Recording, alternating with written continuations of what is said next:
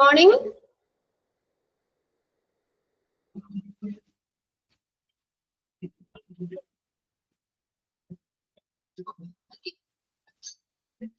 നമ്മള് കുറച്ച് ദിവസങ്ങളൊക്കെ ആയില്ലേ കണ്ടിട്ട്. നിങ്ങൾ മെസ്സേജ് ഇടണ്ടായിരുന്നു ഓരോ ചാപ്റ്റേഴ്സും. ചാപ്റ്റർ 1 ആരാണ് അങ്ങനെയൊക്കെ പറഞ്ഞിട്ട് നിങ്ങൾ അതപ്പോ എടുക്കുമ്പോ തന്നെ അതൊന്ന് നോട്ട് ചെയ്ത് വെച്ചാൽ മതി കേട്ടോ. അപ്പൊ നിങ്ങള് അത്യാവശ്യം കാര്യങ്ങളൊക്കെ നമ്മുടെ നിങ്ങളുടെ ടെക്സ്റ്റിൽ തന്നെ നിങ്ങൾ നോട്ട് ചെയ്തിടണ്ടല്ലോ. അപ്പൊ അതിന് പ്രത്യേകം ഒരു ബുക്കിലാണെങ്കിലും നിങ്ങളത് നിങ്ങളുടെ സൗകര്യത്തിന് തന്നെ എഴുതിയാൽ മതി. ചാപ്റ്റേഴ്സ് നിങ്ങളിപ്പോ ഓരോ ചാപ്റ്റർ എടുക്കുമ്പോഴേ അതില് ഇപ്പൊ ചാപ്റ്റർ 1 ആരാണ് ജസ്റ്റ് അവിടെ ഒന്ന് നോട്ട് ചെയ്ത് വെച്ചാലും മതി. എക്സാം ആയാലും ക്ലാസ്സിൽ കയറാൻ പറ്റിയില്ല ചേച്ചി. കുഴപ്പമില്ല. ഓക്കെ. കാരുണ്യത്തെ മെസ്സേജ് എഴുതിയിട്ടുണ്ട്. അപ്പൊ നിങ്ങൾ സമയം പോലെ നിങ്ങൾ കിട്ടുന്ന സമയത്തിനനുസരിച്ച് ക്ലാസ്സുകൾ ഫ്രീ ആവണതിന്റെ അനുസരിച്ച് റെക്കോർഡ് ക്ലാസ്സുകളൊക്കെ ഒന്ന് കാണുക കേട്ടോ. പിന്നെ ഈ പോർഷൻസ് ഒക്കെ നമ്മള് ഇപ്പൊ നിങ്ങളുടെ ആദ്യത്തെ മൊഡ്യൂളിലെ ഇതൊക്കെ തീർന്നു കഴിയുമ്പോഴത്തേക്കും ഇന്നാണ് കയറിയില്ല അല്ലെ. കുഴപ്പമില്ല. നിങ്ങൾക്ക് പറ്റണ പോലെ നിങ്ങള് റെക്കോർഡ് ക്ലാസ് കാണുക. പിന്നെ ഒന്ന് റിവിഷൻ ആയിട്ട് നിങ്ങൾക്ക് ചെയ്തു തരാം. നമ്മുടെ ഈ ചാപ്റ്റേഴ്സ് ഒന്ന് കഴിഞ്ഞതിന് ശേഷം നമുക്ക് ഒന്ന് റിവിഷൻ ആയിട്ട് ഒന്ന് ക്വസ്റ്റ്യൻസ് ഒക്കെ ആണെങ്കിലും ഒന്ന് പറഞ്ഞ് ജസ്റ്റ് ഒന്ന് പോകാം കേട്ടോ. പിന്നെ അത്ര ബുദ്ധിമുട്ടൊന്നും ഉണ്ടാവില്ല. എങ്കിലും കുഴപ്പമൊന്നുമില്ല. ചാപ്റ്റർ ഒക്കെ എളുപ്പമുള്ളതൊക്കെ തന്നെയാണ്. മനസ്സിലാവുന്നേ ഉള്ളൂ. പിന്നെ നമുക്കൊന്ന് റിവൈസ് ചെയ്ത് തരാം നിങ്ങൾക്ക്. അതുകൊണ്ട് നിങ്ങൾ പേടിക്കണ്ട. ഞങ്ങൾ സപ്പോർട്ട് ആയിട്ടുണ്ട്. ഇപ്പൊ എന്താ എക്സാം ആയതുകൊണ്ടാണല്ലോ നമ്മുടെ എക്സാം എന്നുള്ളത് ഉണ്ട്. പിന്നെ അതുകൊണ്ട് തന്നെ ഇത് കഴിഞ്ഞതിന് ശേഷം ഒന്ന് റിവൈസ് ചെയ്ത് തരാം നിങ്ങൾക്ക് കേട്ടോ. പിന്നെ ക്വസ്റ്റ്യൻ പേപ്പർ ആണെങ്കിലും പ്രീവിയസ് ക്വസ്റ്റ്യൻ പേപ്പേഴ്സ് നമുക്ക് ചെയ്യാം. പിന്നെ മോക്ക് ടെസ്റ്റുകളൊക്കെ ആണെങ്കിലും ഒക്കെ ഒന്നുകൂടി ഒക്കെ നോക്കി മൊത്തത്തിൽ ഓവറോൾ ഒക്കെ ഒന്ന് നോക്കാം നമുക്ക്. ഓക്കെ. അപ്പൊ നമ്മള് ചാപ്റ്റർ 3 നമ്മൾ സിസ്റ്റം ഓഫ് മെഡിസിൻ ആണ് പറഞ്ഞുകൊണ്ടിരുന്നത്. അതില് നമുക്ക് പറഞ്ഞു 6 റിക്കഗ്നൈസ്ഡ് സിസ്റ്റം ഓഫ് മെഡിസിൻ 6 തരത്തിലുണ്ട് നമുക്ക്. ഏതൊക്കെയാണ്? Allopathic medicine, Ayurveda, Siddha, Unani, yoga and naturopathy, homeopathy. ഇതിൽ നമ്മൾ ആദ്യത്തെ അലോപ്പതിക് മെഡിസിൻ നമ്മൾ പറഞ്ഞു അല്ലെ. ഇംഗ്ലീഷ് മരുന്നുകളാണ് അലോപ്പതി സിസ്റ്റം ഓഫ് മെഡിസിൻ. പിന്നെ അടുത്തത് ആയുർവേദ. നമ്മൾ ഓൾറെഡി പഠിച്ചിട്ടുണ്ട് ആയുർവേദത്തിനെ കുറിച്ച്. ആയുർവേദ പറഞ്ഞു. പിന്നെ യോഗ ആൻഡ് നേച്ചുറോപ്പതി. ഇത്രയല്ലേ നമ്മൾ കഴിഞ്ഞ ക്ലാസ്സിൽ പറഞ്ഞത്. 3 എണ്ണം നമ്മൾ കവർ ചെയ്തു. ഇനി അടുത്തതാണ് യുനാനി എന്ന് പറയുന്നത്. അതും നിങ്ങൾ ഓൾറെഡി പഠിച്ചിട്ടുള്ളത് തന്നെയാണ്. Unani system of medicine. The father of Unani ആരാ? യുനാനിയുടെ ഫാദർ ആരാണ്? ഹിപ്പോക്രാറ്റസ് അല്ലെ. യുനാനിയുടെ ഫാദർ നമ്മൾ അന്ന് പറഞ്ഞതാണ്. ഈ യുനാനിയില് ടെക്സ്റ്റുകളൊക്കെ അവിടുത്തെ പ്രബന്ധങ്ങളൊക്കെ എഴുതിയിട്ടുള്ളത് ഉറുദുവിലാണ് കേട്ടോ. ലാംഗ്വേജ് ഉറുദുവിലാണ് എഴുതിയേക്കുന്നത്. നല്ല നല്ല പടങ്ങളൊക്കെ കൊടുത്തിട്ടുണ്ട്. കണ്ടില്ലേ? Okay. The Unani system of medicine is a great healing art as well as science. Science പോലെ തന്നെ ഒരു ഏറ്റവും മികച്ച ഒരു ഹീലിംഗ് ആർട്ട്. ഹീലിംഗ് എന്ന് പറഞ്ഞാൽ രോഗശാന്തി നൽകുന്ന ഒരു കലയാണ് യുനാനി സിസ്റ്റം എന്ന് പറയുന്നത്. സയൻസ് പോലെ തന്നെ. ആരെങ്കിലും യുനാനി ഇത് ട്രീറ്റ്മെന്റ് ഒക്കെ എടുക്കുന്നവരുണ്ടോ?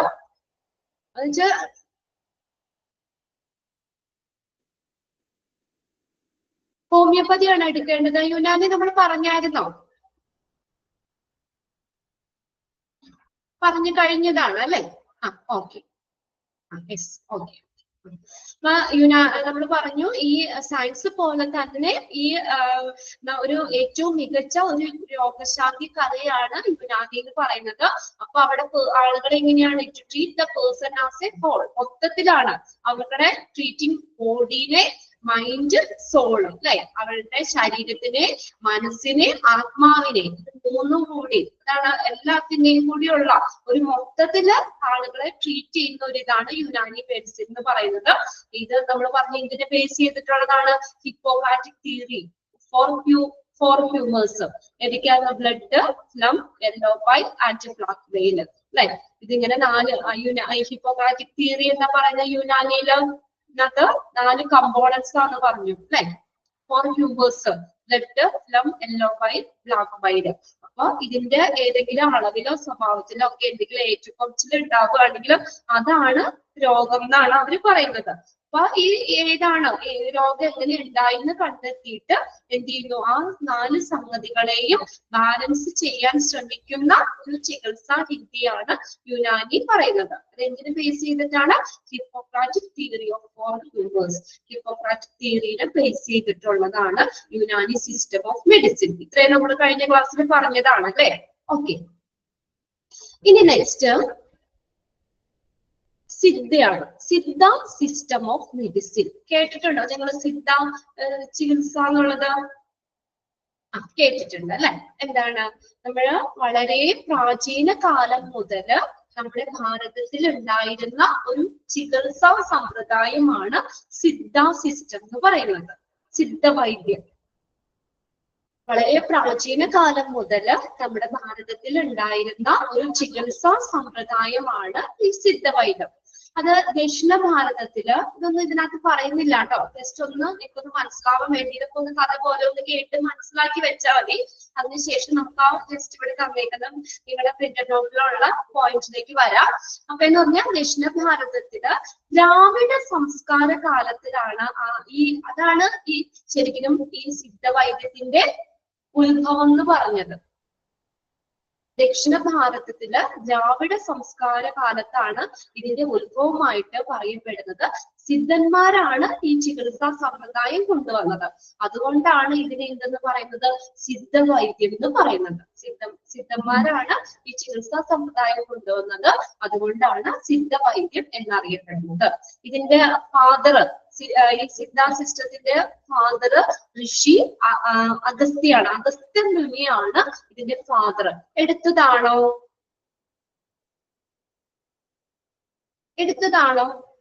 ഇതും കൂടി നമ്മൾ പറഞ്ഞായിരുന്നോ?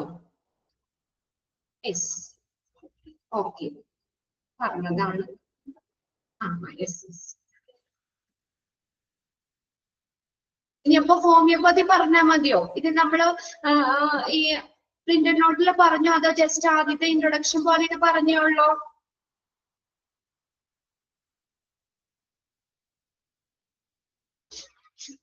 ഇൻട്രൊഡക്ഷൻ പറഞ്ഞോളൂ അല്ലെ? നമ്മള് ഇൻട്രോ പറഞ്ഞു തന്നു. ഓക്കെ. അപ്പൊ അതിനകത്ത് എന്താ പറഞ്ഞത്? നമ്മള് അഗസ്ത്യ മുനിയാണ് സിദ്ധവൈദ്യത്തിന്റെ പിതാവായിട്ട് അറിയപ്പെടുന്നതെന്ന് പറഞ്ഞു. ഇനി പിന്നെ അതിനകത്ത് നമ്മൾ പറഞ്ഞത് എന്താ? ഇതിനകത്ത് നമ്മുടെ മനുഷ്യ ശരീരം നിർമ്മിക്കപ്പെട്ടിരിക്കുന്ന 96 അടിസ്ഥാന തത്വങ്ങളെ ക്രമീകരിച്ച് അവയുടെ ഏറ്റക്കുറച്ചിലും ക്രമീകരിച്ചും അത് സന്തുലിതമാക്കിയുമുള്ള ഒരു ചികിത്സാ സമ്പ്രദായമാണ് ശരിക്കും ഈ സിദ്ധവൈദ്യം എന്ന് അറിയപ്പെടുന്നത്. നമ്മുടെ ശരീരം നിർമ്മിക്കപ്പെട്ടിരിക്കുന്ന 96 അടിസ്ഥാന തത്വങ്ങളെ ക്രമീകരിച്ചിട്ട് അവയുടെ ഏറ്റക്കുറച്ചില് ക്രമീകരിച്ചും സന്തുലിതമാക്കിയുമുള്ള ഒരു ചികിത്സാ രീതിയാണ് സിദ്ധവൈദ്യം എന്ന് അറിയപ്പെടുന്നത്. ഇനി അതിനകത്ത് ജസ്റ്റ് നിങ്ങളൊന്ന്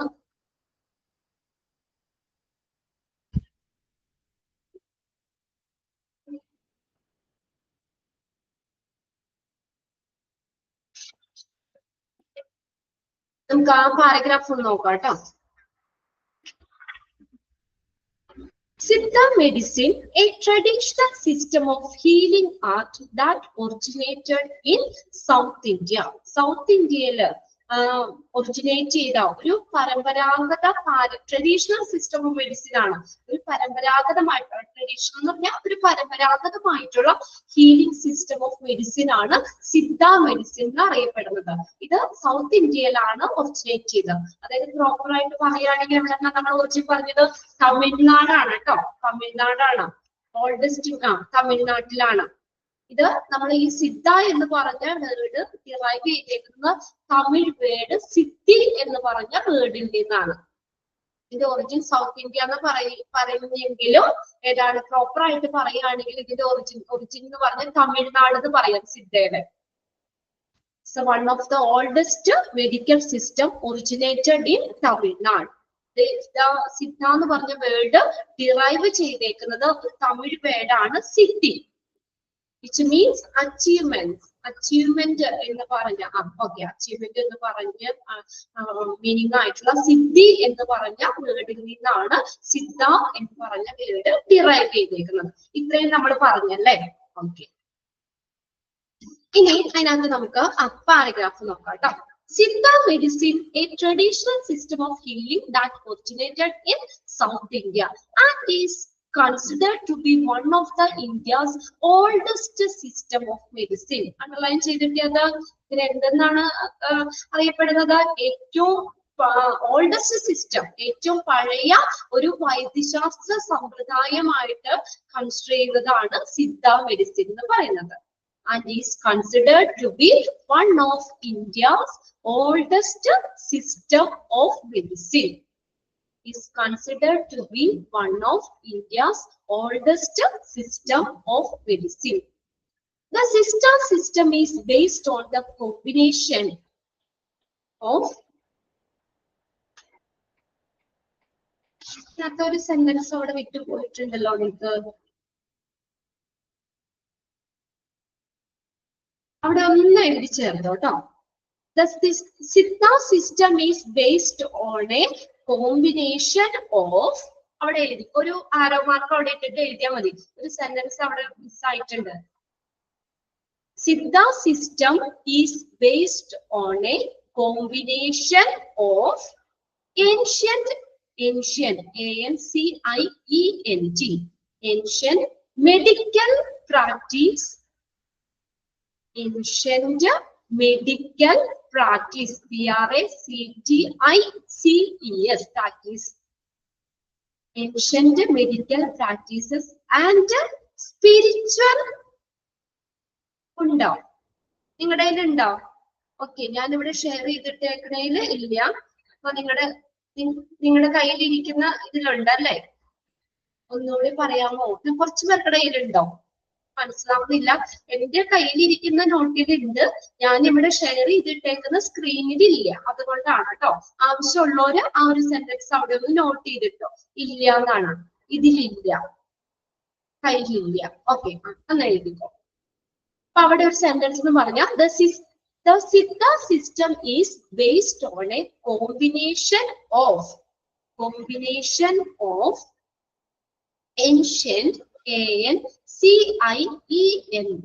ancient medical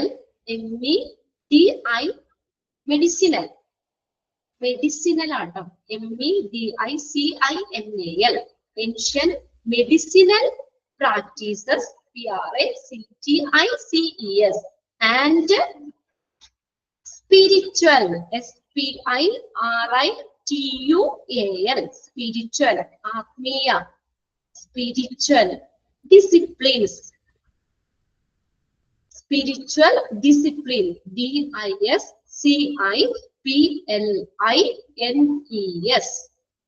disciplines, as well as alchemy and mysticism. ഇപ്പോഴാണ് ആ സെന്റൻസ് കംപ്ലീറ്റ് ആയത്. ഞാൻ ഒന്നുകൂടി പറയാം.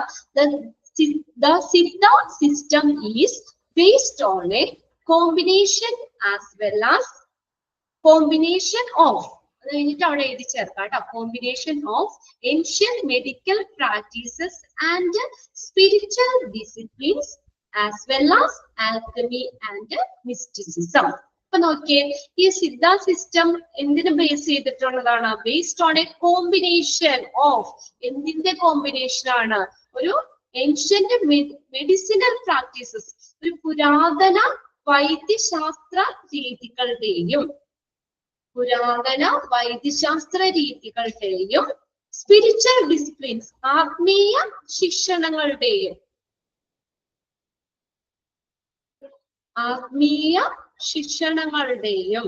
അത് ആസ് വെൽ ആസ്, അതുകൂടാതെ പിന്നെ alchemy, ALCHEMY, alchemy and mysticism, ഇതിന്റെ എല്ലാം ഒരു കോമ്പിനേഷൻ ആണ് ഈ സിദ്ധ സിസ്റ്റം എന്ന് പറയുന്നത്. അതിനെ base ചെയ്തിട്ടായിരിക്കുന്നത്. The Siddha system is based on a combination of ഏതൊക്കെയാണ്? പുരാതന വൈദ്യശാസ്ത്ര രീതികളുടെയും അതുപോലെ ആത്മീയ ശിക്ഷണങ്ങളും അത് കൂടാതെ ആൽക്കമി ആൻഡ് മിസ്റ്റിസിസം ഇതിന്റെയൊക്കെ ഒരു കോമ്പിനേഷൻ ആണ് സിദ്ധ സിസ്റ്റം എന്ന് പറയുന്നത്. ആൽക്കമി എന്ന് കേട്ടിട്ടുണ്ട്? ആൽക്കമി ഒരു കെമിസ്ട്രിയുടെ ആദ്യത്തെ രൂപമാണ് ആൽക്കമി എന്ന് പറയുന്നത്. ആൽക്കമിസ്റ്റ് കേട്ടിട്ടുണ്ട് അല്ലെ?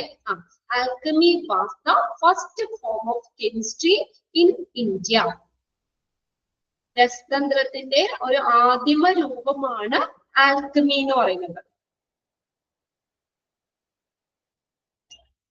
രസതന്ത്രത്തിന്റെ ആദ്യ രൂപം. Alchemy was the first form of chemistry in India. കെമിസ്ട്രിയുടെ ഒരു ആദ്യ രൂപം ഇത്ര നോക്കിയാൽ മതി. രസതന്ത്രത്തിന്റെ ആദ്യ രൂപമാണ് ആൽക്കമി എന്ന് പറയുന്നത്. അത് ഇന്ത്യയില് നമുക്ക് അതിനെ വേറൊരു പേരില് രസവാദം എന്ന പേരിലും അറിയപ്പെടുന്നുണ്ട്. രസവാദം എന്ന പേരിലും അറിയപ്പെടുന്നു ആൽക്കമി.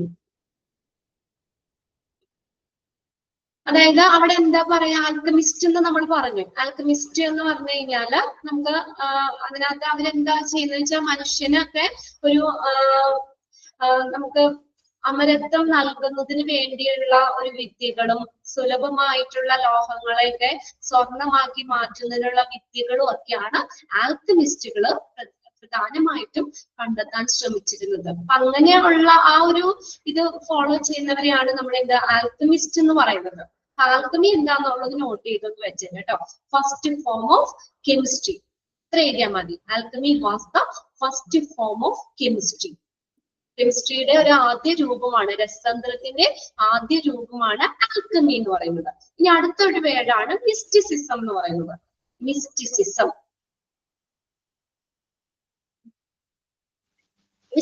മിസ്റ്റിസിസം എന്ന് പറഞ്ഞു കഴിഞ്ഞാല് നമ്മള് അതിന്റെ മിസ്റ്റിക്കുകൾ എന്നും അവരെ പറയുന്നുണ്ട്.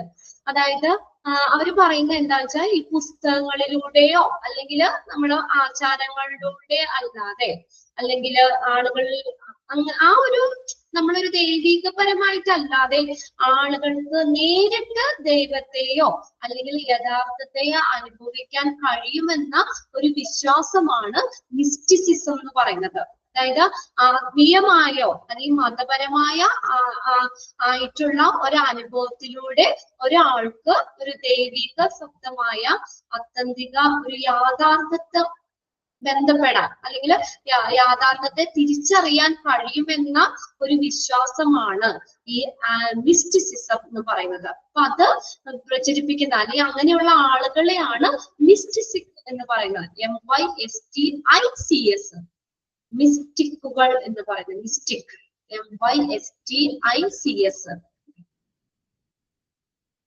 എല്ലാ പുസ്തകങ്ങളിലൂടെയോ അല്ലെങ്കിൽ ആചാരങ്ങളിലൂടെയോ മറ്റ് ആളുകളിലൂടെയോ അല്ലാതെ ഇപ്പൊ നമ്മള് എന്താ പറയാ നമ്മള് ദൈവത്തെ നമുക്ക് നേരിട്ട് കാണാന്നൊക്കെ ഉള്ളൊരു ഇത് പറയൂലേ. അപ്പൊ അതിന്റെ അവനെ പറയുന്നത് എന്താ വെച്ചാൽ പുസ്തകങ്ങൾ വായിച്ച് അല്ലെങ്കിൽ പുസ്തകങ്ങളിലൂടെയോ അല്ലെങ്കിൽ നമ്മുടെ ആചാരങ്ങളിലൂടെയോ നമ്മുടെ പ്രാർത്ഥനയിലൂടെയോ അല്ലെങ്കിൽ മറ്റുള്ള ആളുകളിലൂടെ അല്ലാതെ തന്നെ ആളുകൾക്ക് ദൈവത്തെ നേരിട്ട് കാണാൻ ദൈവത്തെയോ അല്ലെങ്കിൽ യഥാർത്ഥത്തെയൊക്കെ അനുഭവിക്കാൻ കഴിയുമെന്ന ഒരു വിശ്വാസമാണ് മിസ്റ്റിസിസം എന്ന് പറയുന്നത്. അപ്പൊ അതിനകത്ത് സിദ്ധ സിസ്റ്റം എന്തിനെ ബേസ് ചെയ്ത് അല്ലെങ്കിൽ അതിന് എന്തിന്റെയൊക്കെ കോമ്പിനേഷൻ ആണെന്ന് പറയാൻ നമുക്ക് ഒരു പുരാതനമായ വൈദ്യശാസ്ത്ര രീതികളുടെയും ആത്മീയ ശിക്ഷണകളുടെയും അതുകൂടാതെ ആൽക്കമി, മിസ്റ്റിസിസം ഇതിന്റെയൊക്കെ ഒരു കോമ്പിനേഷൻ ആണ് സിദ്ധ സിസ്റ്റം എന്ന് പറയുന്നത്. നിങ്ങൾ ഒത്തിരി ഡീറ്റെയിൽ ഒന്നും നോക്കണ്ട. അപ്പൊ അതിനകത്ത് ഫസ്റ്റ് ലൈൻ ഒന്ന് നോട്ട് ചെയ്ത് വെക്കാം. ഒറിജിനേറ്റഡ് ഇൻ സൗത്ത് ഇന്ത്യ എന്നാണ് എങ്കിൽ പോലും അവിടെ ഒന്ന് തമിഴ്നാട് എന്നുള്ളത് നോട്ട് ചെയ്ത് വെച്ചേനെ കേട്ടോ. Traditional system of healing art that originated in south India. അപ്പൊ അത് ഓപ്ഷനിൽ നമുക്ക് സൗത്ത് ഇന്ത്യ എന്നുള്ളൊരു ഇതാണെങ്കിൽ അത് എഴുതാം. ഇനി അവിടെ ഓപ്ഷൻ മാറി നമുക്ക് വല്ല തമിഴ്നാട് ഫോക്കസ് ചെയ്ത് പറഞ്ഞേക്കുന്നതാണ് തമിഴ്നാട് എന്നാണെങ്കിൽ അത് എഴുതണം. അതുകൊണ്ട് അവിടെ അതൊന്ന് നോട്ട് ചെയ്തേക്കാം. പിന്നെ അതിന്റെ ഫാദർ ആരാന്നുള്ളത് നോട്ട് ചെയ്തെടുക്കുക. സിദ്ധ സിസ്റ്റത്തിന്റെ ഫാദർ ഋഷി അഗസ്ത്യ മുനിയാണ്. ഋഷി അഗസ്ത്യ. അഗസ്ത്യ മുനിയാണ് ഈ സിദ്ധയുടെ ഫാദർ എന്നറിയപ്പെടുന്നത്. പിന്നെ ഞാൻ പറഞ്ഞു ഇത് ഡിറൈവ് ചെയ്തേക്കുന്നത് സിദ്ധി എന്ന് പറഞ്ഞ വേർഡിൽ നിന്നാണ്. തമിഴ് വേർഡ് സിദ്ധി, SIDDHI, സിദ്ധി. അതിന്റെ മീനിങ് എന്താ? അച്ചീവ്മെന്റ്. ഓക്കെ, അത്രയും ഒന്ന് നോട്ട് ചെയ്തെടുക്കാം. പിന്നെ നമ്മൾ one of the India's oldest system of medicine സിദ്ധാന്നുള്ളത് അതിൽ ലൈൻ നോട്ട് ചെയ്യണം. പിന്നെ ഇതിന്റെയൊക്കെ കോമ്പിനേഷൻ ആണെന്നുള്ളതും നോട്ട് ചെയ്തിട്ട് തീർക്കാം. ഓക്കെ, ഇനി ലാസ്റ്റത്തെ ആണ് ഹോമിയോപ്പതി എന്ന് പറഞ്ഞ ഹോമിയോ മരുന്നുകൾ. ഹോമിയോപ്പതി ആരാണ് ഫാദർ? ഫാദർ ഹോമിയോപ്പതിയുടെ സാമുവൽ ഹാനിമാൻ ആണ് ഹോമിയോപ്പതിയുടെ ഫാദർ എന്ന് പറയുന്നത്. നോക്കിയേ, homeopathy is a medical system based on the belief that the body can cure itself. Underline ചെയ്തിട്ടോ? എന്താണ് ഈ ഹോമിയോപ്പതിയുടെ ഒരു ബിലീഫ്, ഒരു വിശ്വാസം? എന്താ? നമ്മുടെ ശരീരത്തിന് സ്വയം സുഖപ്പെടുത്താൻ കഴിയുമെന്ന വിശ്വാസം. അതാണ് അതിനെ അടിസ്ഥാനമാക്കിയുള്ള ഒരു ചികിത്സാ രീതിയാണ് ഹോമിയോപ്പതി എന്ന് പറയുന്നത്. Based on the belief that the body can cure itself. ബോഡിക്ക് സ്വയം നമ്മുടെ ശരീരത്തിന് സ്വയം സുഖപ്പെടുത്താൻ കഴിയുമെന്ന വിശ്വാസം, അതാണ് ഹോമിയോപ്പതി എന്ന് പറയുന്നത്. ഇതിട്ട് അതെ, homeopathy is a medical system based on the belief that the body can cure itself. ഒരു ശരീരത്തിന് സ്വയം സുഖപ്പെടുത്താൻ കഴിയുമെന്ന വിശ്വാസത്തെ അടിസ്ഥാനമാക്കിയുള്ള ഒരു ചികിത്സാ സമ്പ്രദായമാണ് ഹോമിയോപ്പതി എന്ന് പറയുന്നത്. ഓക്കെ, ആ ലൈൻ അണ്ടർലൈൻ ചെയ്തിടുക. ഫാദർ സാമുവൽ ഹാനിമാൻ ആണ്, അത് ഒന്ന് നോട്ട് ചെയ്തിടുക. SAMUEL, SAMUEL, Samuel Hahnemann. HANEMAN,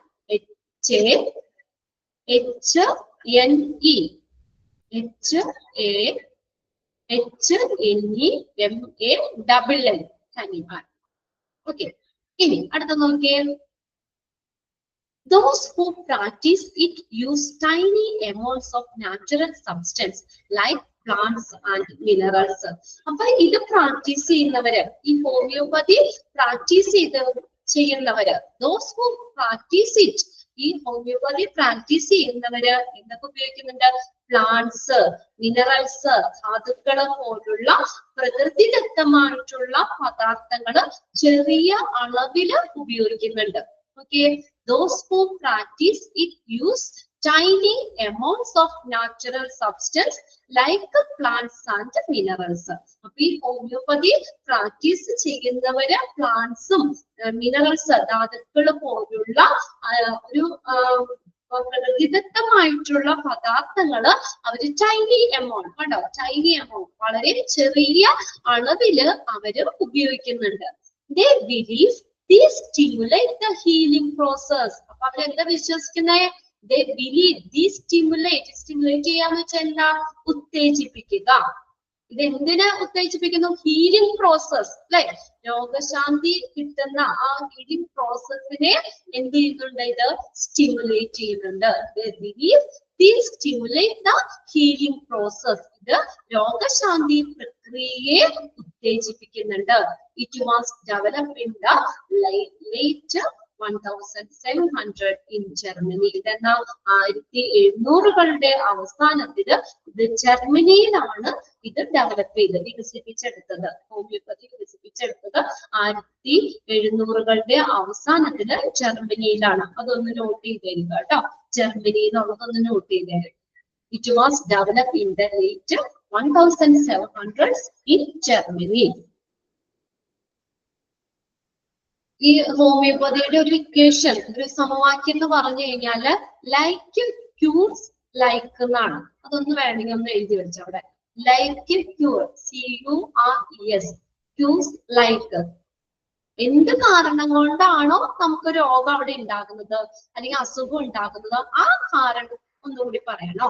like, LIKE, like, LIKE, like cures, CURES, CURES, cures like, LIKE. അതാണ് ഹോമിയോപ്പതിയുടെ ഇക്വേഷൻ എന്ന് പറയുന്നത്. ഓക്കെ, അപ്പൊ എന്ത് കാരണം കൊണ്ടാണോ നമുക്ക് അസുഖം ഉണ്ടാക്കുന്നത്, ആ കാരണം കൊണ്ട് തന്നെ അസുഖം നീക്കം ചെയ്യാനും സാധിക്കും. അതാണ് ഹോമിയോപ്പതി പറയുന്നത്. ഓക്കെ, അതാണ് നമ്മൾ അവിടെ നോട്ട് ചെയ്തെടുത്തത്. എന്താണ്? Homeopathy is a medical system based on a belief that the body can cure itself. കണ്ടോ, ശരീരത്തിന് സ്വയം സുഖപ്പെടുത്താൻ കഴിയും എന്ന വിശ്വാസമാണ് ഹോമിയോപ്പതി. അതൊന്ന് നോട്ട് ചെയ്തെടുത്തോട്ടോ. ഓക്കെ, അത്രയും കാര്യങ്ങളും അതിൽ നിന്ന് നോട്ട് ചെയ്തെടുക്കുക. Homeopathy father Samuel Hahnemann note ചെയ്തു. പിന്നെ അതിനകത്ത് ഹോമിയോപ്പതി എന്താണ്, ബിലീഫ് എന്താണ്, എന്തിന് ബേസ് ചെയ്തിട്ടാ?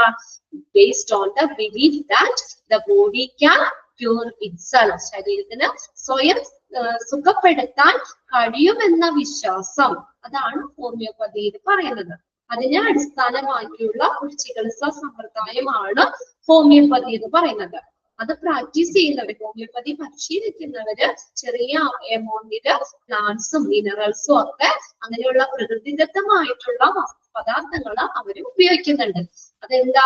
ബിലീവ്, അവരെന്താ വിശ്വസിക്കുന്നത്? ദി സ്റ്റിമുലേറ്റ്, ഇതെന്ത് ചെയ്യുന്നു? ആ ഹീലിംഗ് പ്രോസസ്സിനെ സ്റ്റിമുലേറ്റ് ചെയ്യുന്നു.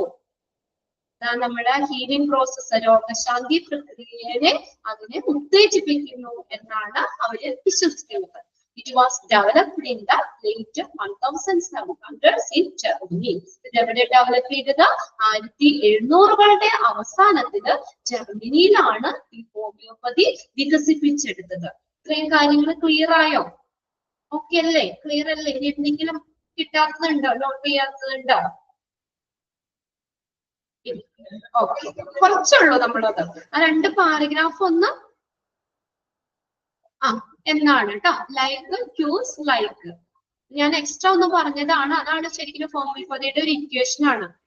ലൈക്ക് ക്യൂസ് ലൈക്ക്, എന്ത് കാരണം കൊണ്ടാണോ അവിടെ നമുക്ക് രോഗം ഉണ്ടാകുന്നത്, ആ അസുഖം ഉണ്ടാകുന്നത്, ആ കാരണം കൊണ്ട് തന്നെ നമുക്ക് അസുഖത്തെ നീക്കം ചെയ്യാനും കഴിയും. അതാണ് ഹോമിയോപ്പതിയുടെ ആ ഒരു എന്താ ഇക്വേഷൻ എന്ന് പറയുന്നത്. അതിനെ ബേസ് ചെയ്തിട്ടാണ്. നമ്മൾ ടെക്സ്റ്റിലുള്ളത് നോക്കിയാൽ മതി. എങ്കിലും ആ ഒരു സെന്റൻസ് ഞാനൊന്ന് പറഞ്ഞു എന്നുള്ളൂ കേട്ടോ. അപ്പൊ നിങ്ങൾ പഠിക്കുമ്പോൾ എപ്പോഴും ഈ ടെക്സ്റ്റിൽ തന്നെ ഫോക്കസ് ചെയ്ത് പഠിക്കാം. നമ്മൾ ഈ നമ്മുടെ നോട്ടിലുള്ളത് തന്നെ പഠിക്കുക. ഇതിൽ നിന്ന് തന്നെയായിരിക്കും എക്സാമിന് ക്വസ്റ്റ്യൻ വരുന്നത്. പിന്നെ എക്സ്ട്രാ പറയുന്ന കാര്യങ്ങൾ ഇതിപ്പോ ജസ്റ്റ് ഇതൊരു പാരഗ്രാഫ് വായിച്ചു കഴിഞ്ഞാൽ എക്സ്ട്രാ നമുക്ക് PG കൂടി ആവുമ്പോൾ നമുക്ക് കുറച്ചും കൂടി ഡീറ്റെയിൽ കാര്യങ്ങൾ അറിയേണ്ടതുണ്ടല്ലോ. അതുകൊണ്ട് എക്സ്ട്രാ കുറച്ച് കാര്യങ്ങൾ പറയണമെന്നുള്ളൂ. പഠിക്കുമ്പോൾ ഇതിൽ നിന്ന് തന്നെ ആയിരിക്കും കേട്ടോ. ക്വസ്റ്റ്യൻസ് ഇതിൽ നിന്നാണ്. അതുകൊണ്ടാണ് ഓരോന്ന് പറയുമ്പോൾ അണ്ടർലൈൻ ചെയ്തിടാൻ പറയുന്നത്. അതൊക്കെ തന്നെ നിങ്ങൾ ഫോക്കസ് ചെയ്ത് പഠിക്കും. ഓക്കെ, ഇപ്പൊ നമ്മുടെ ചാപ്റ്റർ അത്രേ ഉള്ളൂ കേട്ടോ. ചാപ്റ്റർ 3 കഴിഞ്ഞിട്ടുണ്ട്. ഇവിടെ സിസ്റ്റം ഓഫ് മെഡിസിൻ എന്നുള്ള ചാപ്റ്റർ ആയിരുന്നു. ഇനി നിങ്ങൾ ഓൾറെഡി ആദിരാമിക്സും ആഹിതാമിക്സും ഒക്കെ എടുത്തതാണ്. അതിന്റെ ഒരു ചെറിയ പോർഷനാണ് ഞാൻ എടുക്കുന്നത്. നിങ്ങൾക്ക് അക്രഡിറ്റേഷൻ എടുത്തില്ലേ ചാപ്റ്റർ 8? ഞാൻ സ്ക്രോൾ ചെയ്തിട്ടുണ്ട് കേട്ടോ. കുറച്ചൊക്കെ നമ്മള്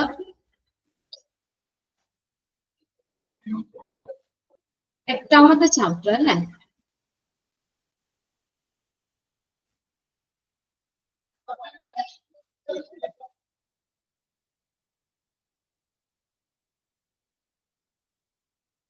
അതിന്റെ ഒരു ചെറിയൊരു പോർഷനാണ് നമ്മൾ എടുക്കേണ്ടത് കേട്ടോ.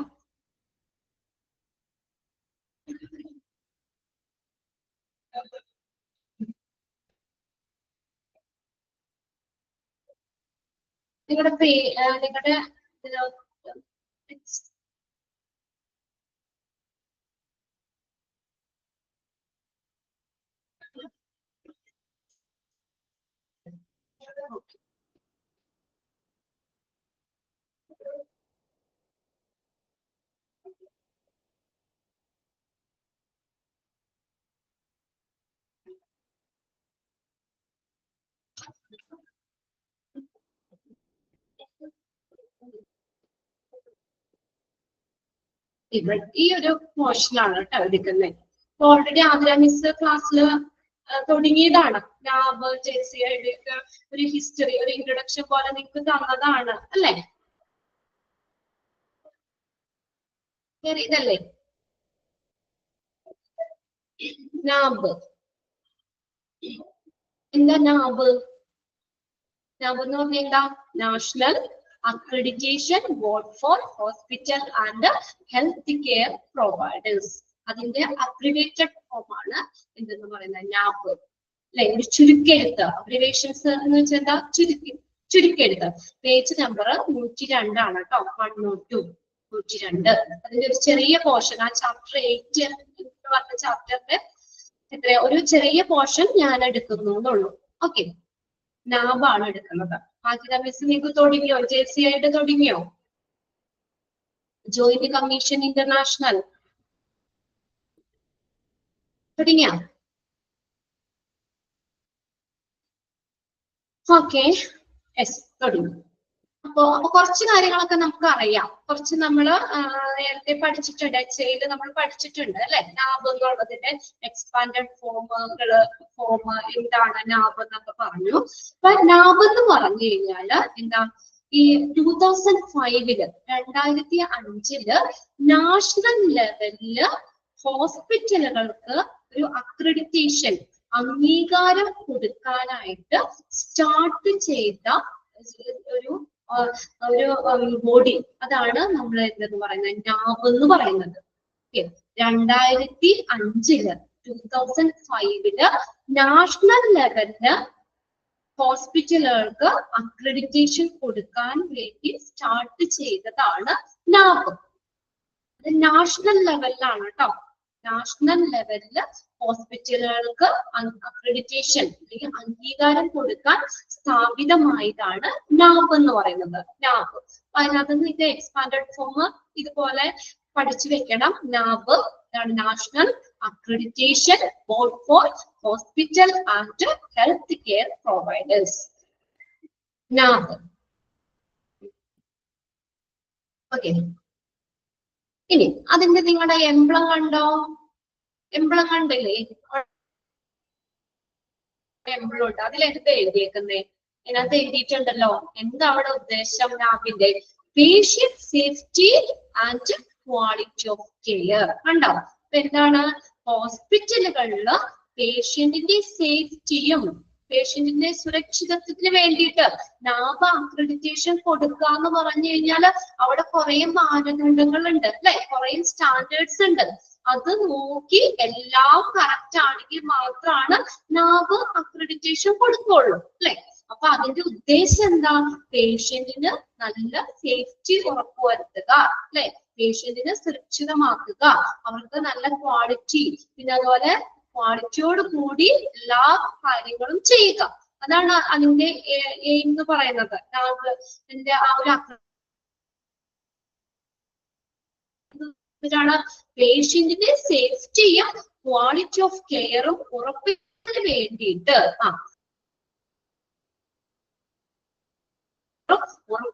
വേണ്ടിയിട്ട് ഹോസ്പിറ്റലിന് അംഗീകാരം കൊടുക്കുന്ന അക്രഡിറ്റേഷൻ കൊടുക്കുന്ന ഒരു ബോർഡാണ് നാബ് എന്ന് പറയുന്നത്. സിമ്പിൾ ആയിട്ടൊന്ന് പറയണേ കേട്ടോ. രണ്ട് കാര്യം നമ്മൾ പറഞ്ഞത്. നാബിന്റെ എക്സ്പാൻഡഡ് ഫോം എല്ലാവർക്കും അറിയാലോ അല്ലെ? National accreditation board for hospital and health care providers. എന്താ നാബ്? സ്വീകൃതമായത് 2005 നാഷണൽ ലെവൽ. അത് നോട്ട് ചെയ്യാട്ടോ. JCI എങ്ങനെയായിരുന്നു അക്രഡിറ്റേഷൻ കൊടുക്കണത്? എങ്ങനെയാണ്? ഇന്റർനാഷണൽ ലെവലിലാണ്. പറഞ്ഞില്ലേ?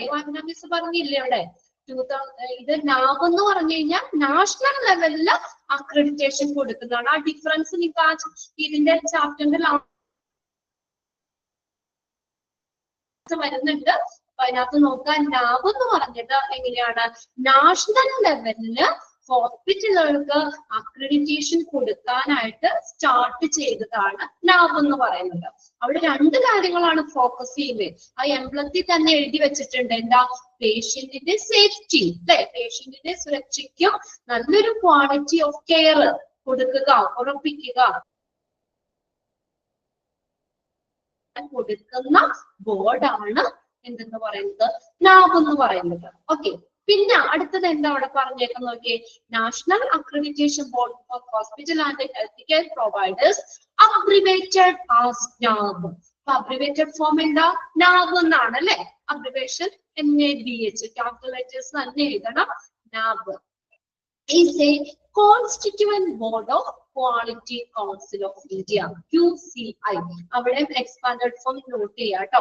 അപ്പൊ എന്താ, ക്വാളിറ്റി കൗൺസിൽ ഓഫ് ഇന്ത്യയുടെ ഒരു കോൺസ്റ്റിറ്റ്യൂന്റ് ബോർഡാണ്, ഒരു അംഗമാണ്. QCIയുടെ ഒരു അംഗമാണ് ഏത്, നാബ് എന്ന് പറയുന്നത്. ഓക്കെ, ഒരു അംഗമാണ്, അല്ലെങ്കിൽ അതിന്റെ ഒരു ഭാഗമാണ് QCI, ക്വാളിറ്റി കൗൺസിൽ ഓഫ് ഇന്ത്യയുടെ ഒരു കോൺസ്റ്റിറ്റ്യൂന്റ് ബോർഡാണ്, അതിന്റെ ഒരു അംഗമാണ് നാബ്. അതൊന്ന് അണ്ടർലൈൻ ചെയ്തിട്ടേ. is a constituent board of Quality Council of India. കിട്ടിയോ? ക്വാളിറ്റി കൗൺസിൽ ഓഫ് ഇന്ത്യയുടെ ഒരു അംഗമാണ് നാബ് എന്ന് പറയുന്നത്. Set up to establish and operate accreditation program for health care organization. ഒരു ഹെൽത്ത് കെയർ ഓർഗനൈസേഷൻ, ഒരു ആരോഗ്യ സ്ഥാപനങ്ങൾക്കായിട്ട് അക്രഡിറ്റേഷൻ പ്രോഗ്രാമുകൾ സംഘടിപ്പിക്കുന്നതിനും, അവിടെ എസ്റ്റാബ്ലിഷ് ചെയ്യുക, സ്ഥാപിക്കുക. ഓപ്പറേറ്റ് എന്ന് വെച്ചാൽ പ്രവർത്തിക്കുക. അപ്പോൾ ഹെൽത്ത് കെയർ ഓർഗനൈസേഷനുകൾക്ക് വേണ്ടി ഒരു അക്രഡിറ്റേഷൻ പ്രോഗ്രാം സ്ഥാപിക്കുന്നതിനും പ്രവർത്തിക്കുന്നതിനുമായി രൂപീകരിച്ചിട്ടുള്ള ക്വാളിറ്റി കൗൺസിൽ ഓഫ് ഇന്ത്യ, അതിന്റെ ഒരു ഭാഗമാണ് നാബ്.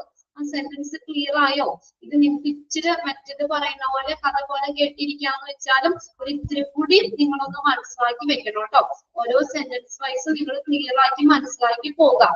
ഇപ്പൊ ഇത് ആദ്യം ആതിര മിസ് എടുത്തു, പിന്നെ കുറെയൊക്കെ ആതിര മിസ്സും അതിനെ ബേസ് ചെയ്ത് പറഞ്ഞു, പിന്നെ ഞാൻ പറഞ്ഞു, ഇനി നിങ്ങൾക്ക് എന്താ പറയാ, അത് അങ്ങനത്തെ ഒരു എന്താ പറയാ, ഒരു ഇതാണ്, ഒരു പോർഷനാണ്.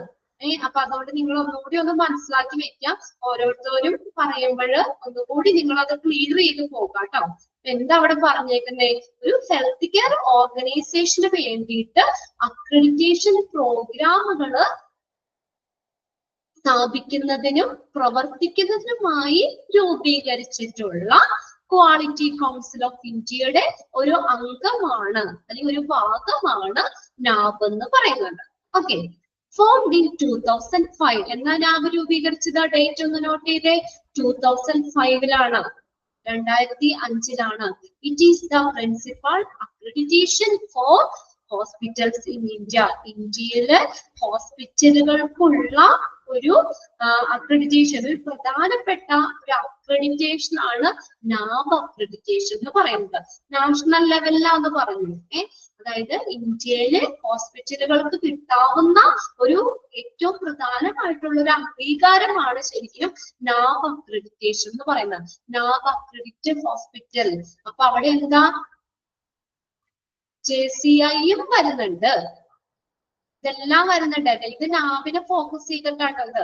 നാബിന്റെ മാത്രം സെക്ഷൻ ആണ്. അതിന്റെ കുറച്ച് ഒരു 2 പാരഗ്രാഫ് കഴിയുമ്പോൾ JCIയുടെ വരുന്നുണ്ട് ഇവിടെ.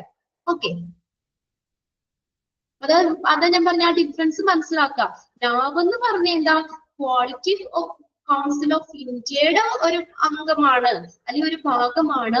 അത് എന്താണ്, നാഷണൽ ലെവലില് ഹോസ്പിറ്റലുകൾക്ക് അംഗീകാരം കൊടുക്കുന്നതാണ്, അക്രഡിറ്റേഷൻ കൊടുക്കുന്ന ബോർഡാണ്. മനസ്സിലാകുന്നില്ലേ നിങ്ങൾക്ക്? ഇത് മനസ്സിലായില്ലെങ്കിൽ പറയണോ കേട്ടോ. അതായത് നാബ് എന്ന് പറയുന്നത് ക്വാളിറ്റി കൗൺസിൽ ഓഫ് ഇന്ത്യയുടെ കീഴിൽ വരുന്നത് നാഷണൽ ലെവലില് അക്രഡിറ്റേഷൻ കൊടുക്കുന്ന ബോർഡ്. ഇനി JCI എന്ന് പറയുന്നത് എന്താണ്, ഇന്റർനാഷണൽ ലെവലില് അക്രഡിറ്റേഷൻ കൊടുക്കുന്ന ഒരു ബോർഡ്. അതാണ് മെയിൻ ആയിട്ടുള്ള ഡിഫറൻസ്. ഓക്കെ, ഇനി JCIയുടെ കുറച്ച് കാര്യങ്ങൾ ഇതിനകത്ത് വരുന്നുണ്ട്, 2-3 പാരഗ്രാഫ് കഴിഞ്ഞ് വരുന്നുണ്ട്. ഇത്രയും ഒന്ന് മനസ്സിലാക്കി വെക്കുക നമ്മള്. Formed in 2005. 2005 അത് രൂപീകരിച്ചത്. ഇതെന്ന് പറഞ്ഞ എന്താ, നമ്മുടെ ഇന്ത്യയിലെ ഹോസ്പിറ്റലുകൾക്ക് ഉള്ള ഒരു പ്രധാനപ്പെട്ട അക്രഡിറ്റേഷൻ ആണ് നാബ് അക്രഡിറ്റ് ഹോസ്പിറ്റൽ എന്ന് പറയുന്നത്. രാജഗിരി ഹോസ്പിറ്റൽ ഉണ്ട്, ഒത്തിരി ഹോസ്പിറ്റലുകൾ ഉണ്ട് കേട്ടോ. പിന്നെ കിൻഡർ ഹോസ്പിറ്റൽസ് ഉണ്ട് കൊച്ചിയില്, ക്രാഫ്റ്റ് ഹോസ്പിറ്റൽ, ഇതൊക്കെ നമ്മുടെ നാബ് അക്രഡിറ്റ് ഹോസ്പിറ്റലാണ്. അപ്പൊ നമുക്ക് നാബ് അക്രഡിറ്റേഷൻ കിട്ടുക എന്ന് പറഞ്ഞു കഴിഞ്ഞാല് നമ്മളൊരു ചില്ലറ കാര്യമല്ല. നമ്മൾ അതിനകത്ത് കുറേ നമ്മൾ നാബിന്റെ ഇതിനകത്ത് തന്നെ നമ്മൾ നേരത്തെ പഠിച്ചതാണ്. ഒരു 10 ചാപ്റ്ററുകൾ വരുന്നുണ്ട്. പേഷ്യന്റ് സെന്റേർഡ്, ഓർഗനൈസേഷൻ സെന്റേർഡ് സ്റ്റാൻഡേർഡുകൾ, അതിന്റെ കീഴിൽ കുറെ നമ്മൾ ആ സമ്മറി ഓഫ് സ്റ്റാൻഡേർഡ് എന്ന് പറഞ്ഞിട്ട് ഒരു 100ഓളം നമ്മൾ അത് വരുന്നുണ്ട്. പിന്നെ അതിന് കൂടാതെ ഒബ്ജക്റ്റീവ്സ് എലമെന്റ്സ് 651ഓളം ഒബ്ജക്റ്റീവ്സ് എലമെന്റ്സ് ഉണ്ട്. ഇത്രയും കാര്യങ്ങളൊക്കെ കറക്റ്റ് ആക്കിയാൽ മാത്രമാണ് നാബിന്റെ അക്രഡിറ്റേഷൻ കിട്ടുള്ളൂ. അല്ലാതെ 1-2 കാര്യം മാത്രം ഹോസ്പിറ്റലിൽ നോക്കിക്കഴിഞ്ഞാൽ ക്ലിയർ ആയി കഴിഞ്ഞാല് നമ്മൾ എക്സലന്റ് അതന്നെ. അപ്പൊ അത് അത്ര 1-2 കാര്യങ്ങൾ മാത്രം കറക്റ്റ് ആക്കിയ നാബിന്റെ ഒരു അക്രഡിറ്റേഷൻ കിട്ടൂല. നാബ് അക്രഡിറ്റേഷൻ കിട്ടുക എന്നുള്ളത് അത്രയും ബുദ്ധിമുട്ടുള്ള ഒരു കാര്യം തന്നെയാണ്. അതാണ് ഇവിടെ പറഞ്ഞേക്കുന്നത്. അതായത് ഇന്ത്യയിലെ ഹോസ്പിറ്റലുകൾക്കുള്ള പ്രധാനപ്പെട്ട ഒരു അക്രഡിറ്റേഷൻ ആണ് എന്തെന്ന് പറയുന്നത്, നാബ് അക്രഡിറ്റേഷൻ എന്ന് പറയുന്നത്. അപ്പൊ നമുക്ക് നാബ് അക്രഡിറ്റ് ഹോസ്പിറ്റൽ എന്ന് പറഞ്ഞാൽ നമുക്ക് എന്താ, ഒന്നും പേടിക്കണ്ട അല്ലെ. അപ്പൊ അവർ എല്ലാ ക്വാളിറ്റി കാര്യങ്ങളും മെയിൻറ്റെയിൻ ചെയ്യുന്നുണ്ട് അല്ലെ. പേഷ്യന്റ് സേഫ്റ്റി ഒക്കെയാണ് അതിന്റെ ലക്ഷ്യം. നമ്മൾ പറഞ്ഞു ഈ എംബ്ലത്തിൽ തന്നെയുണ്ട് അവരെന്തൊക്കെയാ ഫോക്കസ് ചെയ്യണേ, patient safety and quality of care. കണ്ടോ, അതിന് രണ്ടിനെ ഫോക്കസ് ചെയ്ത്. അപ്പൊ അങ്ങനെ വരുന്ന ആ ഒരു മാനദണ്ഡങ്ങളും അത് പാലിച്ച് കറക്റ്റ് ആയെങ്കിൽ മാത്രമാണ് നാബിന്റെ ഒരു അക്രഡിറ്റേഷൻ, ഒരു അംഗീകാരം കിട്ടുകയുള്ളൂ. ഓക്കെ, അപ്പൊ അത് നോക്കി വെക്കുക. 2005 അത് ഫോം ചെയ്തത്. JCI-നകത്ത് JCI-യുടെ നമുക്ക് അന്നേരം പറയാം കേട്ടോ, രണ്ടും കൂടി ഒരുമിച്ച് പറയുന്നില്ല. ഇതിനകത്തുള്ള ഇത് നോക്കാം നമുക്ക്. പിന്നെ ക്വാളിറ്റി കൗൺസിൽ ഓഫ് ഇന്ത്യയുടെ ഒരു ഭാഗമാണ്. അതും കൂടി ഒന്ന് നോട്ട് ചെയ്ത് വെക്കണം കേട്ടോ, അതൊന്ന് അണ്ടർലൈൻ ചെയ്തിട്ടോ. It's a constituent board of quality council of India. Quality council of ഇന്ത്യയുടെ ഒരു ഭാഗമാണ് നാബ് എന്ന് പറയുന്നത്. ഓക്കെ, അത് നാഷണൽ ലെവലില് അക്രഡിറ്റേഷൻ കൊടുക്കുന്ന ബോർഡാണ്. ഓക്കെ, ക്ലിയർ അല്ലേ? നാഷണൽ ലെവലില് അക്രഡിറ്റേഷൻ കൊടുക്കുന്ന ബോർഡാണ്. ഇനി അടുത്ത പാരഗ്രാഫ് വരെ നോക്കി. Organization like the Quality Council of India and its NAB, National Accreditation Board for Hospitals and Healthcare Providers, have designed an exhaustive എന്ന് പറഞ്ഞു കഴിഞ്ഞാൽ എന്താ, സമഗ്രമായ exhaustive healthcare standards for hospitals and healthcare providers. Quality council of ഇന്ത്യയും അതുപോലെ തന്നെ നാബും അതിന്റെ ഒരു ഭാഗമാണ്. QCI-യുടെ ഒരു ഭാഗമാണ് നാബ് എന്ന് പറയുന്നത്.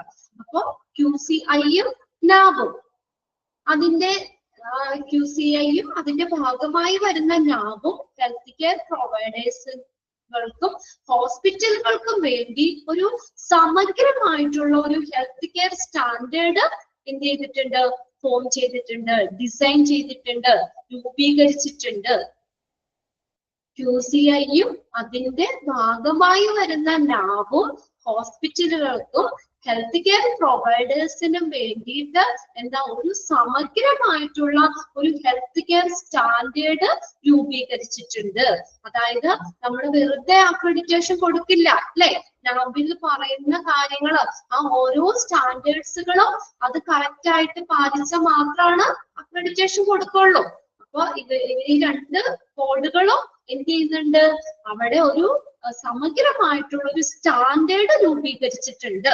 അപ്പൊ അവർക്കുടെ ആ സ്റ്റാൻഡേർഡ് എന്തൊക്കെയാണ് അത് നമുക്ക് ഡീറ്റെയിൽ പഠിക്കാണ്ട് ഇതിനകത്ത്. ആ ഓരോ സ്റ്റാൻഡേർഡുകളും അത് അവര് ഫോം ചെയ്തിട്ടുള്ള, ഇപ്പൊ നാബിന്റെ കീഴിൽ വരുന്ന ആ സ്റ്റാൻഡേർഡുകള്, അപ്പൊ അത് അവര് ഫോം ചെയ്തിട്ടുള്ള സ്റ്റാൻഡേർഡുകളെല്ലാം എന്താ ഫോളോ ചെയ്തെങ്കിൽ മാത്രമാണ് നാബിന്റെ അക്രഡിറ്റേഷൻ കിട്ടുള്ളൂ. അപ്പൊ അങ്ങനെ ഒരു സമഗ്രമായിട്ടുള്ള സ്റ്റാൻഡേർഡ് ഈ ഹോസ്പിറ്റലുകൾക്കും ഹെൽത്ത് കെയർ പ്രൊവൈഡേഴ്സിന് വേണ്ടിയിട്ട് ഈ നാബും QCI-യും രൂപീകരിച്ചിട്ടുണ്ട്. Hospitals are assessed on over 600 parameter. കണ്ടോ, അതിനകത്ത് നോക്കട്ടെ ഹോസ്പിറ്റലുകളിൽ എങ്ങനെയാ അവർ അസസ് ചെയ്യുന്നത്, എങ്ങനെയാ വിലയിരുത്തുന്നത്? ആൻഡ് ഓൺ ഓവർ 600 പാരാമീറ്റേഴ്സ്, 600-ലധികം പാരാമീറ്റേഴ്സിൽ അവര് ഹോസ്പിറ്റലുകളെ വിലയിരുത്തുന്നു. കണ്ടോ, ഒന്നോ രണ്ടെണ്ണോ അല്ല, 600-ലധികം പാരാമീറ്റേഴ്സിൽ അവര് ഈ ലാബ് ഹോസ്പിറ്റലിനെ അസസ് ചെയ്യുന്നുണ്ട്, വിലയിരുത്തുന്നുണ്ട്. These standards are divided between, ആ സ്റ്റാൻഡേർഡുകൾ നമുക്ക് എങ്ങനെ ഡിവൈഡ് ചെയ്യാം? പേഷ്യന്റ് സെന്റേർഡ് സ്റ്റാൻഡേർഡ്സ്, അതായത് രോഗിയെ കേന്ദ്രീകരിച്ചിട്ടുള്ള മാനദണ്ഡങ്ങള്. അത് എത്രണ്ണം വരുന്നുണ്ട്? നമ്മൾ പഠിച്ചതാ 5 എണ്ണം, 5 ചാപ്റ്റർ ആയിട്ടാ പറയുന്നത്. പേഷ്യന്റ് സെന്റേർഡ് സ്റ്റാൻഡേർഡ്സും ഓർഗനൈസേഷൻ സെന്റേർഡ് സ്റ്റാൻഡേർഡ്സും ഉണ്ടോ. ഇങ്ങനെ നമ്മൾ ഈ സ്റ്റാൻഡേർഡ്സിനെ നമുക്ക് എത്രണ്ണായിട്ട് തിരിക്കാം? നമുക്ക് 2ആയിട്ട് തിരിക്കാം. പേഷ്യന്റ് സെന്റേർഡ്, അതായത് രോഗിയെ കേന്ദ്രീകരിച്ചിട്ടുള്ള മാനദണ്ഡങ്ങളുണ്ട്.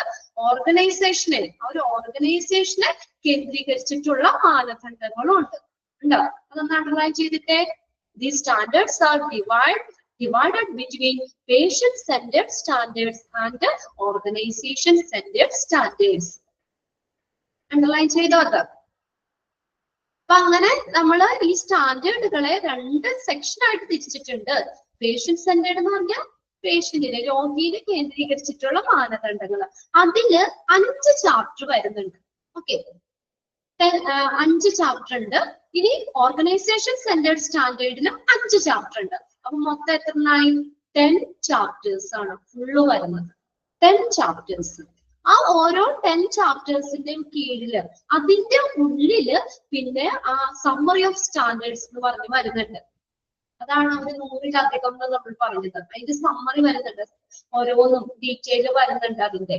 പിന്നെയാണ് അതിനകത്ത് പിന്നെ വരുന്നതാണ് ഒബ്ജക്റ്റീവ്സ് എലമെന്റ്സ്.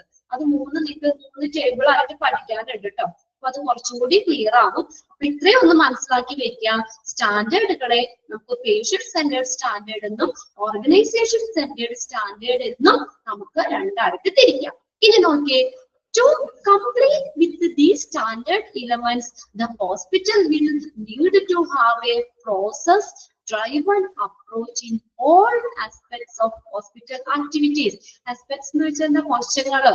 അപ്പൊ ഈ സ്റ്റാൻഡേർഡുകള് നമുക്കപ്പ ഇത് എന്താ പറയാ, ഇത് ഒരു അംഗീകാരം കൊടുക്കണമെങ്കിൽ, ഇത് നമുക്ക് അനുസരിക്കണമെങ്കിൽ, അല്ലെങ്കിൽ നമുക്ക് ഈ ഒരു അംഗീകാരം കിട്ടണമെങ്കിൽ ഹോസ്പിറ്റലിലുള്ള എല്ലാ വശങ്ങളിൽ നിന്നുള്ള ആക്ടിവിറ്റീസും അവര് വേണം.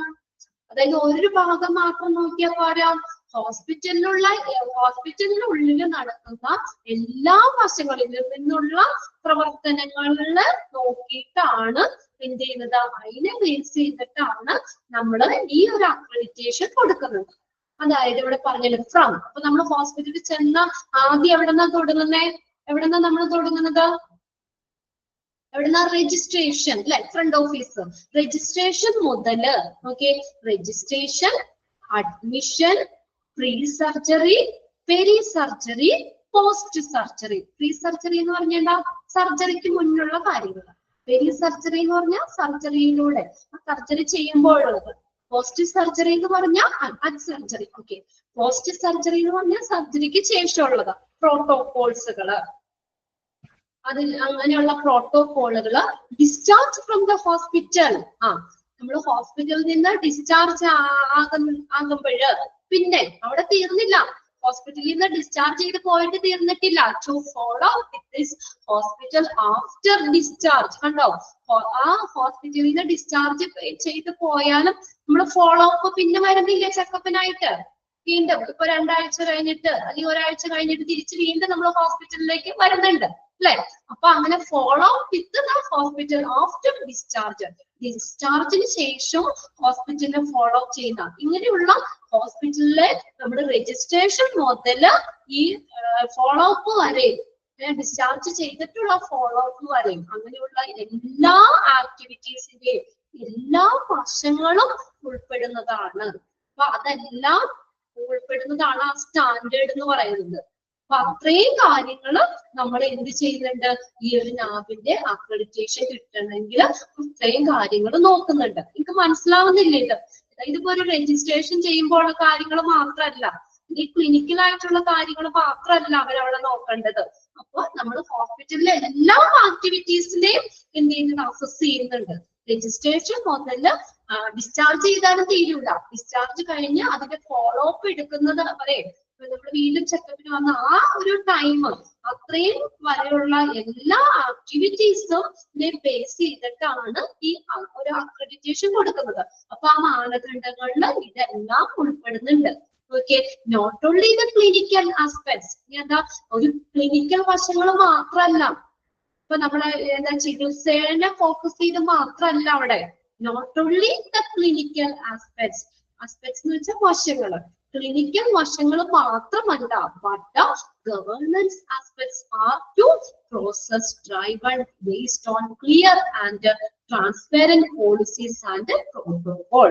എന്താ പറഞ്ഞേക്കുന്നത്, അവിടെ ക്ലിനിക്കൽ ചികിത്സാപരമായിട്ടുള്ള ഹോസ്പിറ്റലിലാണ്, പക്ഷെ ചികിത്സാപരമായിട്ടുള്ള കാര്യങ്ങൾ മാത്രമല്ല, ഗവേണൻസ് ആസ്പെക്ട്സ് എന്ന് വെച്ചാൽ ഭരണവശങ്ങൾ, അഡ്മിനിസ്ട്രേഷൻ ഭരണവശങ്ങളും നോക്കുന്നുണ്ട്.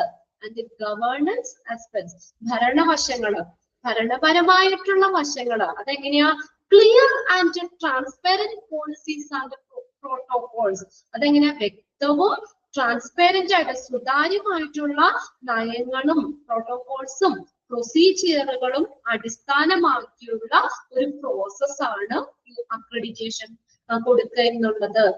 മനസ്സിലായോ? അപ്പൊ അതായത് ക്ലിനിക്കൽ വശങ്ങൾ മാത്രമല്ല, അവിടെ ഭരണവശങ്ങളും നോക്കുന്നുണ്ട്.